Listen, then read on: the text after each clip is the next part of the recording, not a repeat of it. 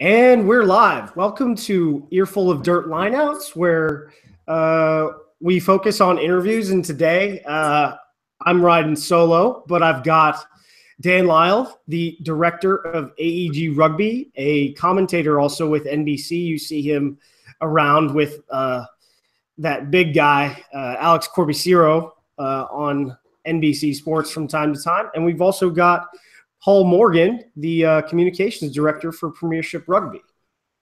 Good afternoon or good morning, whatever time it is with you. It's morning here on the Pacific Coast. So Dan, you and I have a relative connection between amongst friends and also where we went to college. Yes. For those not completely in tune, Dan Lyle went to the Virginia Military Institute, where he was a NCAA Division I football player. As we all said then, living the dream. And then, he did something different. His story is well known. If you are a VMI rugby player, it's talked about by a man named, who was the commandant when I was there, and also by the current coach, Wayne Howe, who we all cross paths with and talk with from time to time. So, Dan, so the big one for me is, this partnership with the Premiership and EOD Rugby, I want to equate it to the NFL game in London yearly, or now they're doing it twice yearly. And so exporting the American football brand to the UK and to Europe, even though they withdrew from the NFL Europe investment after what seemed like 20 years of playing, American football.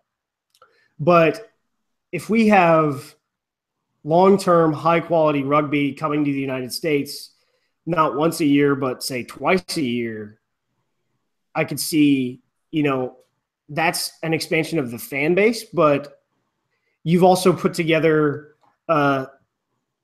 something pretty awesome with Premiership Rugby, with scholarships for players and coaches to attend Aviva Premiership Academies, which I thought that was, a word for me was ridiculous, but awesome, because that's just an opportunity that is just amazing to have in a lifetime. So I'm not sure of how many of those are questions or how many of those are statements, but I will endeavor, and Paul will correct me and jump in, and we will decipher both in American and in English version as we go. Yes, I am an old boy in English words, or an alumni like you of the Virginia Military Institute, and it's a noble institution, as we say, that's produced a lot of quality individuals, and those that represent, like you, us in defense of our country. So thanks very much for being on, your service, and that regard. Morgs is doing a little walkabout with us, so he can get to where he's going. Look, it's modern technology. We're live, right? It's awesome. We get to see it all. Look, to answer the question, football and the American series, I think there's, Morris, correct me if I'm wrong, there might be 6 or 7 games, including a couple at Twickenham this year for the NFL. But look, that's been a progression. Yeah, that's been a progression since the NFL was on in the 80s. And we're really, in a lot of ways, we're not American football, nor are we soccer, right? We're not. Those are the 2 biggest sports in the world for obvious reasons. Football, by way of because it's America's #1 sport, and football because it's the world's biggest sport.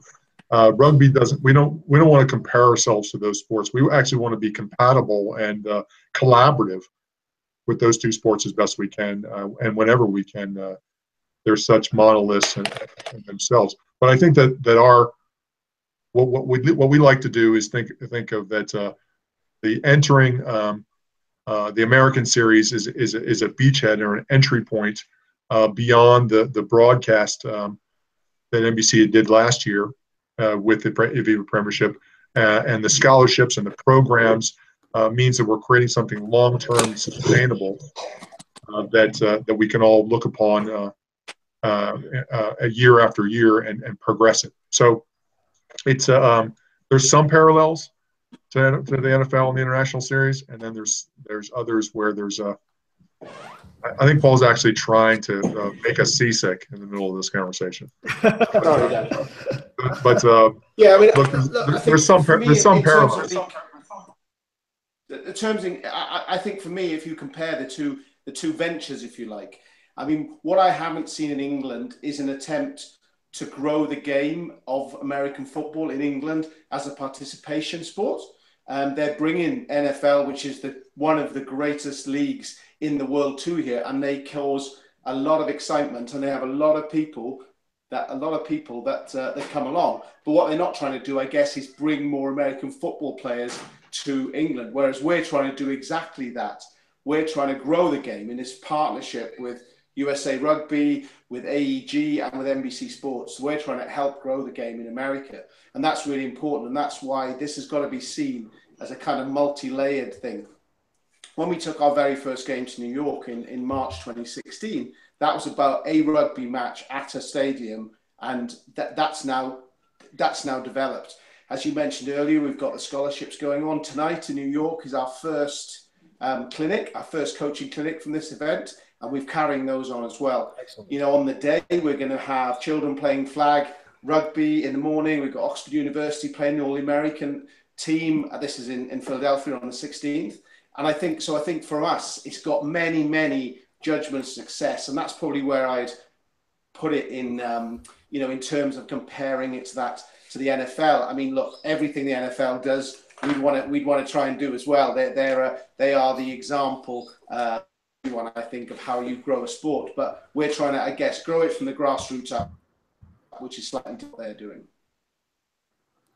Yeah, I mean, I don't see the NFL actually investing in England, but I've seen sort of like how it is here with rugby, but not because we have a long history of playing rugby, just not sort of died for about 40 years. But now all of a sudden, universities are starting to adopt in England American football as like what we call a club sport versus the scholarship level sports of, say, football, soccer, and basketball in the United States, because it's small, but it's something, and it's all grassroots. The NFL doesn't seem to have any investment whatsoever in what I've seen of the sport of American football expanding in the UK and in Europe. So I found that interesting. Yeah, look, Morgs is right.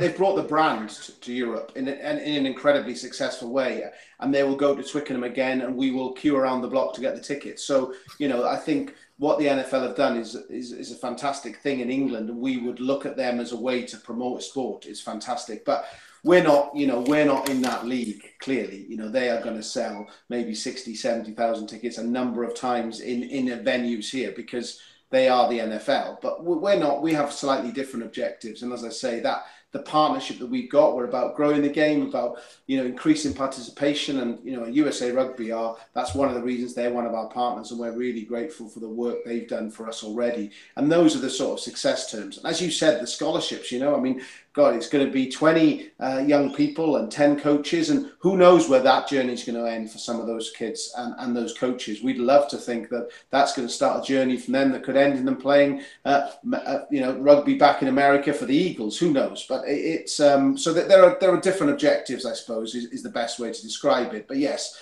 you'd want to try and copy anything the NFL did because they do such a great job. Yeah. So with the scholarships, do you see with the scholarships and say with the American series, do you see a further expansion based on all success based in, of course, cash flow? So like you said, the NFL has 6 games this year. Do you see next year possibly being 2 games in the United States, not just at the beginning of the season, but I would say a mid-season match after 6 Nations towards what would be the build-up towards the qualifying for the semifinals and the final.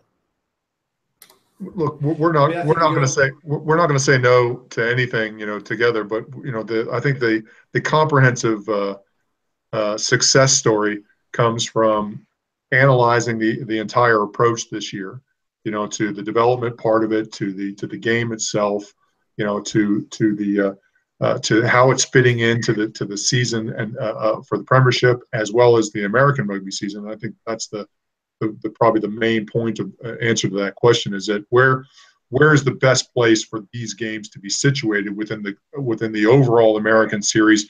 And just grabbing that little cash flow comment you said, where does it fit within the commercial strategy of American rugby, collectively? And I think that the answers of the weekend, we've got teams that are competing that weekend that are in that region. We've got people that are dropping everything and getting on buses and coming, and people flying from Louisiana and all kinds. There's lots of different stories of how you populate, the stadium. We held some of the scholarships and the coach for the coaches and the players, not just from those that attend the camps regionally, but for those that are in the United States. This is truly a United States branding conversation. But our initial beachhead is kind of the Eastern Seaboard. The Boston to DC, the clinics in New York, North Jersey, Philly, and DC, and combining that together with the reaction and the fans from that area will allow us to align to our year 2 strategy. And certainly we'll never say no to multiple games, but we need to assess that and get through this year. And we're really coming to it now. I mean, it's frantic pace right now to do everything that we're doing, and we're literally creating something. And when you create something, you have to think about now, and you have to think about the midterm and the long term. AEG thinks like that. We think on 3, 5, and 10-year horizons, and certainly that allows us not to just narrow it in on the here and the now. And we're pretty excited, to say the least. But it's going to be a progression, just like every drill that you do, when you pick up the ball. How you discussed just now about the how it fits in the American rugby season, because one of the things that I've discussed on the podcast and with other people is that in the United States, we seem not to know what our rugby season is on the club level, and even at the collegiate level as well, because some conferences and some state regional organizations, which would be like a county rugby organization in England, some only play in the spring and some play early in the fall and then finish up in the spring. So we don't have a unified schedule from either the bottom up or from the top down, which I think could negatively affect growth going forward, because in the United States, we traditionally have seasons for different sports, American football in the fall, basketball, hockey in the winter, and your track and baseball in the spring, as far as the big quintessential American sports are concerned. And that's really something that I've been trying to wrangle myself. And how would that fit into, like, once that get fixed, but get set to where it was either we had an early part of the season and then the long part of the season is in the spring once the snow melts, to fitting into a long-term strategy commercially. Because I know you've talked a lot, especially when you attended the RBEA, about having a business plan and lacking a business plan going forward for the major organization that runs rugby in the United States, and how it fits with AEG and your commercial enterprise with Premiership.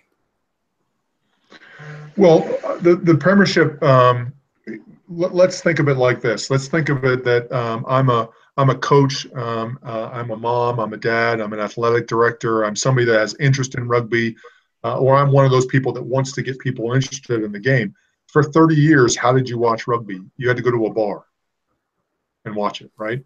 The Premiership, for a decade, 2 decades, when I played, there was a Fox Sports deal. For a long time, there was it was a singular one-off based upon maybe that June or November conversation. You may or may not got something on television, and occasionally something blipped up, right? Occasionally. Now, what the Premiership partnership over the last year has allowed with NBC is allowed a consistent platform that is evolving for everybody to know where there's world-class, consistent rugby on linear television, as well as for those of us that are in the rugby world, all 134 matches through their digital platform. And they added the Rugby World Cup. They responded to how well our women did to adding the semifinal. They have 15s World Cups, and there's other content coming online. I think that allows all of a sudden for everybody to say that there's world-class, real season of rugby on broadcast.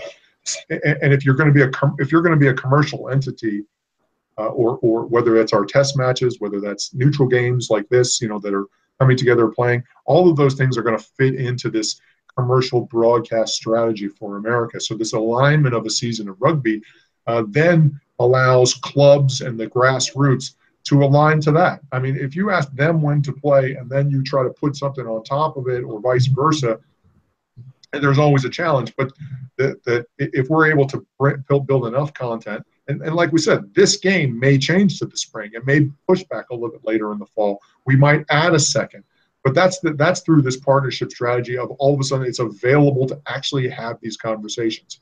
And that's something that never existed.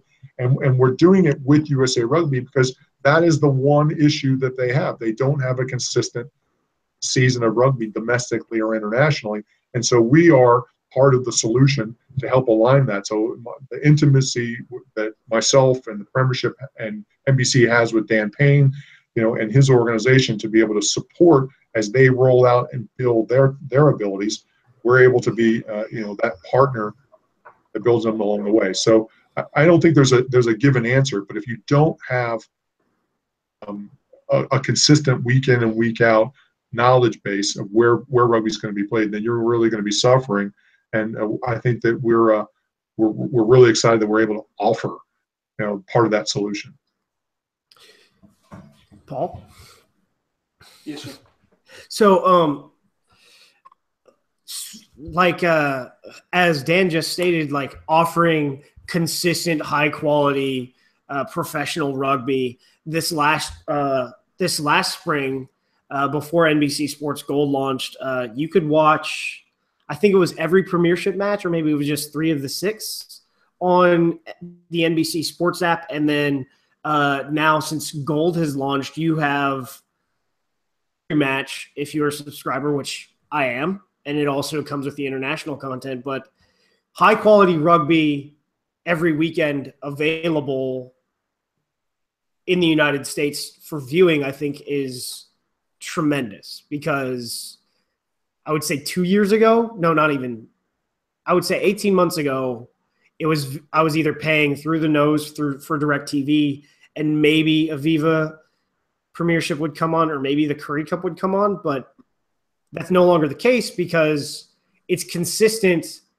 every weekend on Gold and on the NBC Sports app, and also through NBCSN. So you guys are providing the content for us to view, and that is, as a term that it's aspirational, because Americans will see the professional content and say, hey, that's fun. Hey, I want to be that guy.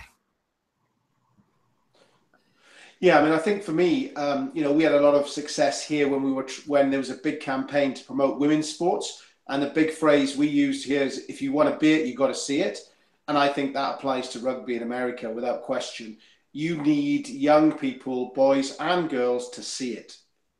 And then they want to be it. They will understand it then. I mean, up to a few years ago, if you wanted to find out what rugby in America looked like over here, some people were still showing the episode of Friends where Ross plays the game, So we kind of want to show people that rugby's about more than that. And I think, but if we want to encourage the next generation of American boys and girls to play rugby, we've got to be able to show it to them. And I think that's the beauty of the NBC Sports, program. And the Gold, I mean, I see it in our social media. We get nothing but compliments about what NBC are doing all the time, because you're right, that's what they want, is consistency. And when we started our new television contract with BT Sport, which has kind of, in a sense, started us on this journey, one of the things we were looking for was an appointment to view. You know, we wanted to create your Monday Night Football. Monday Night Football is probably the biggest and most successful brand of in sport, in TV in the world. Now, we're never going to do that. Marks actually has been outstripped by Sunday Night Football, the NBC property. Yes. So just in conjunction with Thursday Night Football, Sunday Night Football, just, you know. Sunday Night Football. Okay, well, I'm looking forward to seeing that at the weekend anyway. But the point being that we try to create a consistency of appointments to view in here. So we have a game at 7:45 on a Friday night. We have a game most weeks 3 o'clock on Saturday, and then another one 3 o'clock on Sunday. And we may have games around that. So we try to create that consistency for fans in England. And as I say, you know, you hit the nail on the head. The gold offering from NBC Sports is creating that consistency now in America. It's going to take a little bit of time to grow, but now people know one place they can pretty much get it all. And as Dan mentioned earlier, now I was delighted. I'm a big fan of women's rugby, and it was brilliant to see NBC Sports picking up that game. And you know, if anything is going to inspire the next generation of girls to want to play rugby, it's seeing that, you know, that US women's team do so well at the World Cup and giving the two biggest teams a big fright. So, you know, I think that if they want to be it, they got to see it. So I think the NBC part of this, you know, jigsaw is absolutely crucial to the growth of the game. With Aaron, just the last point, with the Premiership, it in essence is the string that connects the popcorn, right? So you're able to add the Women's World Cup, you're able to add, you know, the other World Cups and sevens, and soon to be some other significant international content that are generally within a certain month or month and a half windows, right? This Premiership, the season long allows you to do things, you know, and allows people to invest and build together. So the broader NBC platform of just the media connectivity is a season in itself, right? Let's really be honest with what that looks like. It's a season. So, you know, we're talking about when do boys and girls and men and women play the game in America, you know, that complements that season. When do we add our test matches? When do we add a game like this within that availability? That's the unlocking of America, is that process, you know. And so now that we have literally that string, you know, and some of those popcorn nuggets where there's a level of an appointment to view, it allows us to take step two, you know, and build some, you know, actually ticketed, event oriented. But again, has to be consistent year after year stuff for people to get excited about. I think so. The Premiership season, that gives like us as American fans predictability, because I go on to Gold or the email that I get sent from Gold, and as Paul mentioned, there's a match on Friday night in the UK, which is going to be about the afternoon. In the United States, although that's not necessarily a big deal because NBC has provided, you know, on-demand replay on Gold. So we have predictable content for the American fan, and that brings in their families to watch. So because the Premiership season is roughly September to May, with a little bit of a gap with the Anglo-Welsh Cup and the Six Nations. But again, NBC provides, you know, other content with the international stuff that we saw from the Women's World Cup, televising all the USA matches through Over the Top, and then with demand increase through Linear platform on NBCSN, which was the whole production that you guys, World Rugby and then NBC put together for the USA stuff was awesome, especially having Phaedra Knight in there to talk on the NBCSN broadcast, which was, you know, just having not only high quality American commentators, but high quality, since it was a women's match, a high quality female commentator. Oh, I guess not. High quality women's commentator for the Women's Rugby World Cup. Whereas in previous, I would say decades, it was sports reporting was a closed shop to men because I would say just the way things were at the time. Yeah, look, it's not taken lightly. It's a progression. The male women's game and the men's game, and we Morgs, if you look at just the way that he communicates to people in general across the spectrum of his social media and his personal accounts and so forth, is one of the strongest advocates for the women's game and women's sport around there. I have a mother and a sister that were collegiate athletes and so forth. So we, that's why when we did the scholarship program, we made sure that the 10 boys and 10 girls were going to be part of that, and the coaching system is open to everybody. We're not saying that by any stretch of the imagination that we're there and that there's a level, but when there's a recognition of high quality and the recognition that can be done. My point would be is that the Premiership connectivity to the game has allowed NBC to do those things like bring a phager in and do those things because they have a consistent product and they're able to amplify that product with other stuff. And I can tell you, it's not breaking, and there's no specificity to this, but the international content that will be on NBC in the short term here will overly complement, the gold package as well as the Premiership.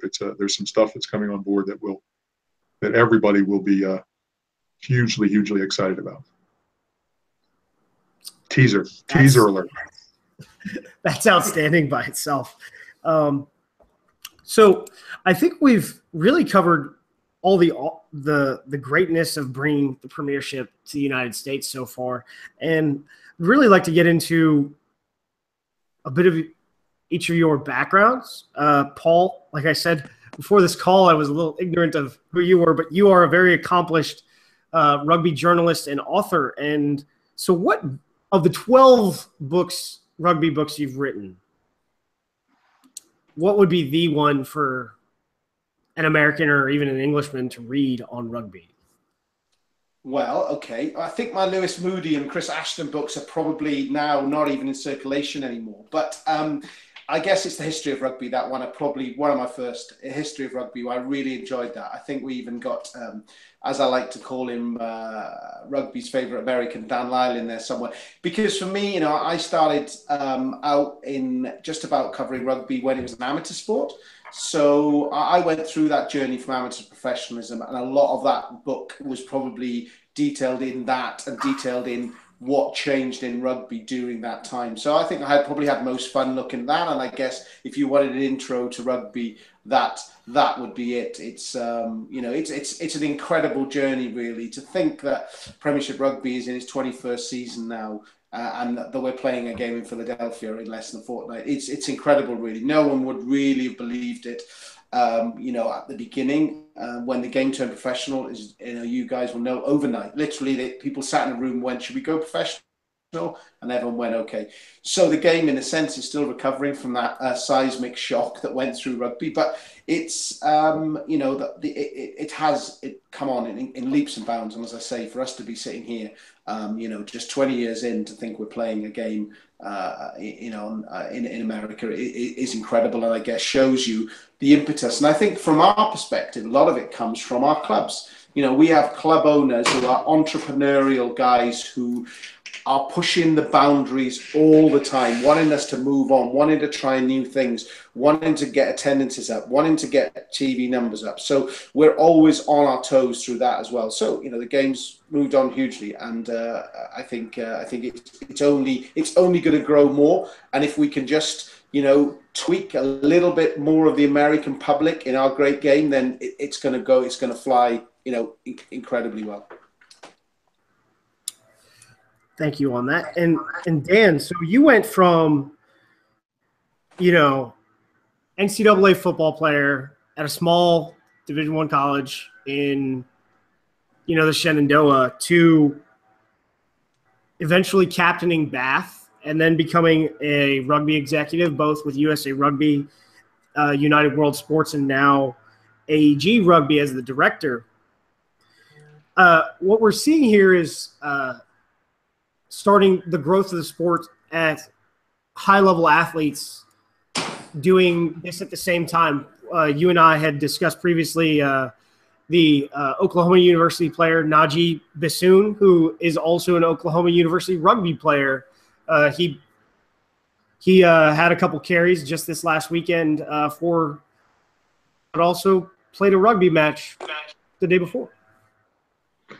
Yeah, Paul, I don't know if you know this, but this is unbelievable. It's kind of I'm trying to get the backstory from the Oklahoma coaches who I know pretty well. But this guy Najee Bassoon played rugby on Friday night for the University of Oklahoma, right? Scored a try. Literally played a 15s rugby match. The next day, he played in front of 86,000 people, college football, and ran and had a couple of carries at running back. I mean that. What's he doing a week on Saturday? Well, it's literally like, how did that happen? I mean, what coaches? Yeah. I mean, it's the player welfare meets the whole. How did all this stuff happen? And it's literally crazy. It's not like Nate Ebner doing the off season playing, playing sevens in the spring and NFL in the fall. That in itself is Olympics and NFL and it's crazy, right? But to do it back-to-back days within 24 hours, I mean, it's not like in football you're playing, full. And he only had a couple of runs, right? So it wasn't so, and they were playing against a team that wasn't as good as they beat them pretty handily. So I think he kind of came in as the third or fourth string and got a couple of runs. But it's just pretty remarkable. Look, we are dripping with athletes in America, right? The identification of athletes is, you go to a mall in America and find some pretty significantly cool, talented athletes. The ability to commit them and develop them is a financial thing as well as a having a competition for them to play in. So that's the gap, and that's the market gap, the gap analysis that you would do for us to unlock. And certainly if more and more football teams, basketball teams, track and field teams in high school are allowing their athletes to play rugby, we get that athlete earlier, as part of that. That those two things combined of accelerating the sport, a multi-sport athlete from youth and high school level. I mean, my kids are playing rugby, at 6, 7, 8 years old, and I didn't play until I was 22, so. There's so much more availability to them that's out there. So I mean, if the Lyle family aren't playing, we're in trouble, aren't we? With that, Yeah, exactly. With your boys. But no, yeah. I think it was once. I think Nick Mallett, the old South Africa coach, once said it about England. If England get it right, look out. The rest of the world, well, okay. Look, if USA get it right in rugby, look out. Everybody, because their potential is enormous, and you say they're dripping with athletes. They're dripping with athletes who could cross over, let alone dripping with athletes who could start, as you say, at 8, 9, 10. So that's what we want. Why Rugby Union would love an American team getting into semi-finals and finals of World Cups. Would be incredible. You've got the sevens coming up too, so that's a start. But no, we would, anything that could be done to tap into that market of American American athletes, both men and women. Well, anyone would grab a chance of that. So you don't see it much in the United States. I think the two big time rugby executives currently for the United States that were Eagles and now, in corporate level executive spots are yourself, Dan, and then the other Dan Payne. You in a commercial venture, and he after having built 2 different rugby programs in San Diego State, and then Life, and then being an athletic director at Life University, and then transitioning over to lead USAR in the last year. So how does commercial opportunity present itself to you right when you left the Premiership, when you retired from professional rugby? Yeah, I certainly don't think that you at any level need to have been an international or a capped athlete to be a highly successful executive in sports or in rugby by any case. But you do have to have a significant working knowledge of what we call in America, the varsity locker room, and in professional sports, the professional locker room. As a player, a coach, or an administrator, you have to understand, what that looks like. And look, the player development side, through the players' associations, through the clubs, through Bath announced a big 3-year deal with Bath University today on the whole development strategy of the athletes. I got into that early with Bath. I got into the Players Association early. I became part of the executive early. I think that was because they knew that I could talk and not get worried about getting picked for England. So all the other guys were kind of in that mood. But I knew from the beginning that I wasn't going to be a coach, or that wasn't the realm that I was going down. And then leaving Leicester early and coming over and working for USA Rugby when World Rugby, or then the IRB, started to make the first development grants for performance and how we get better. And I think, like Dan, and we're going to trademark that, the two Dans, right, at some point. But like Dan, we who came out and started working, at the grassroots level of college and building his way up, and then becoming coach. I think that you don't instantly jump in. If somebody is instantly parachuted in, they're of extreme aptitude, or you're surrounding them with really competent, experienced people. So look, Aaron, I was just one of the first guys to do it, and but I was preparing myself the whole time. I was looking at that this is something that I probably wanted to jump into afterwards. And anytime anybody, whether it's at the RBA or whether it's I gave a speech to the Sevens All-Americans at Rugby Town Sevens. The sport is so fragile, as a player and as a coach, that you've got to be thinking about the next thing, and what you're going to do in your life, and don't be afraid to reach out to people and ask questions, because you've got to. Rugby is a game of aptitude as well. I was a better player doing and thinking about the sport and life on multiple different planes, not just the X's and O's, in the scrums and dark places of the game that you have to do when you're a player. Paul, I think you could probably talk more to this. I've noticed that a lot of the Premiership clubs, especially now, and Dan could probably talk about it when he was at Bath and Leicester, there seems to be a lot of continuing education programs to set up the athletes for life outside of rugby. You see it at Saracens and at Wasps, and Wasps with James Haskell being the funniest of them. He has about 6 different business ventures that he runs in addition to just being a mainstay on the Red Roses and with Wasps in general. So how does the continuing education part build into the Premiership? Because you don't really see it in American sports like that. We losing? Might have lost him. He's got the unknown icon on our screen here. So I think the Premiership and the Players Association take great pride knowing that that most rugby athletes aren't making enough money to retire on, but there is enough commercial capacity and enough financial capacity now that you can invest in things, as well as that you need to have a multi-prong look at yourself. I mean, one of the best players in the world that's coming over were Saracens, Itoje, British and Irish Lions, second row, back row, fantastic. He was finishing his degree, just finished his degree, at 21, 22. My old teammate, who's now one of the coaches at England, Steve Borthwick, went to the University of Bath when we were going there. I took some credits there for my postgraduate. I think that people, that they're giving days off, not just for the rest of the body, for your body to rest, but to actually get internships and do different things. And there's an enhanced program, and each club has a development officer and all that stuff going on. I think I think there is a lot of that in U.S. sport as well. I just think that because we come through the collegiate system, it's usually not attached back to finishing degrees and getting degrees and that kind of stuff, and then taking it into a business place, because a lot of people are. But there's so many business ventures within our sports.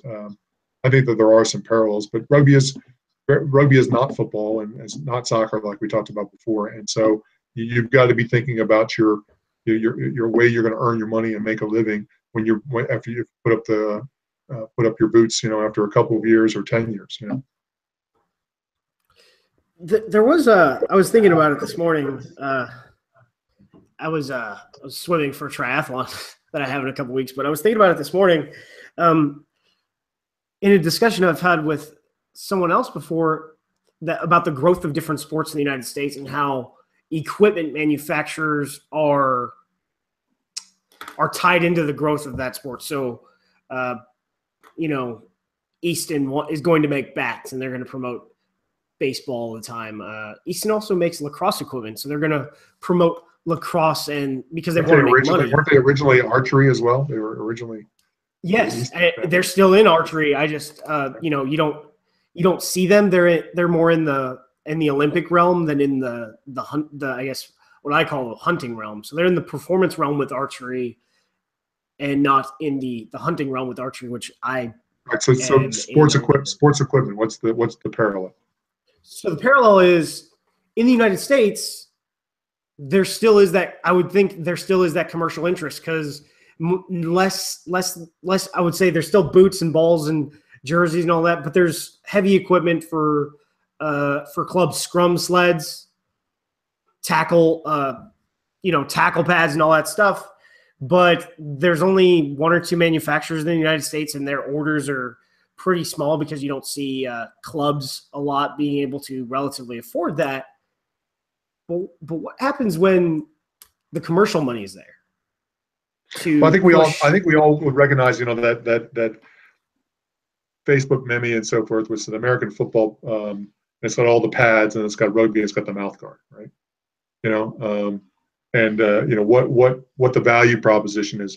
I think that it's a numbers game, right? It's a conversation about how many people play the game and to what level do we spend, collectivize money, buy equipment, the growth rates, and all those things, and that's a story to be told to manufacturers. That's a story to be told, on behalf of the membership, on behalf of everybody to get some of the bigger people, the Adidas and the Under Armours and Nikes and so forth involved in the game beyond the rugby equipment suppliers and and so forth. So it's a conversation that comes with the development of your game, and I certainly think that.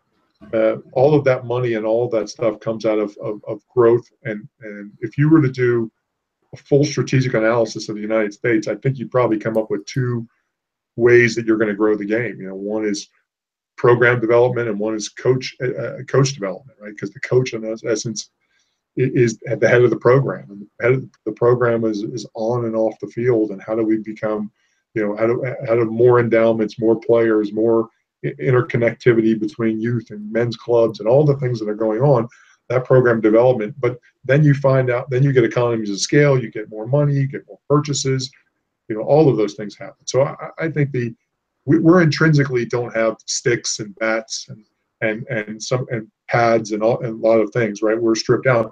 But I would, like you, rugby people play second and third sports. That's the cool thing about it. People, they run, they do triathletes, they do other things. And so if you're talking about a rugby player as a consumer, not just a model that somebody at USA Rugby just needs to say and put in front of, an Under Armour or an Adidas and say, hey, you're not just getting us as rugby people buying boots and shorts and socks and so forth. You're also getting us as runners and other sports and so forth. So those are the complementary activities. So we need stuff for this, and this. Again, that's a story, I see, not have and a have not compared to other sports. Yeah, it seems one of our friends seems to talk about, like, for how you pitch your commercial development. What is our rugby story? And you just illustrated, what the American rugby story could be to, potential equipment providers is like, we have multi-sport athletes. What you get from rugby players in the United States is multi-sport consumers. Well, here's the first question. What do you need to be a good rugby player?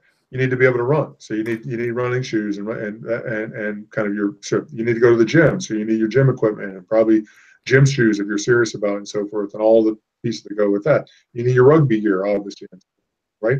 And then rugby is a game for life and a social sport. So you need some stuff to put on afterwards, that looks nice and feels good. And, we all like to look alike and dress alike afterwards and all that stuff. And as we shake hands and have a beer or we dine together when you're in high school. So there's just four simple elements just that you do just to train, right? Let alone if you're playing another sport or two or three and so forth. So, the single purchaser becomes a multi-purchaser as, not just the numbers of individual 1, 2, 3, 4 people that play the game.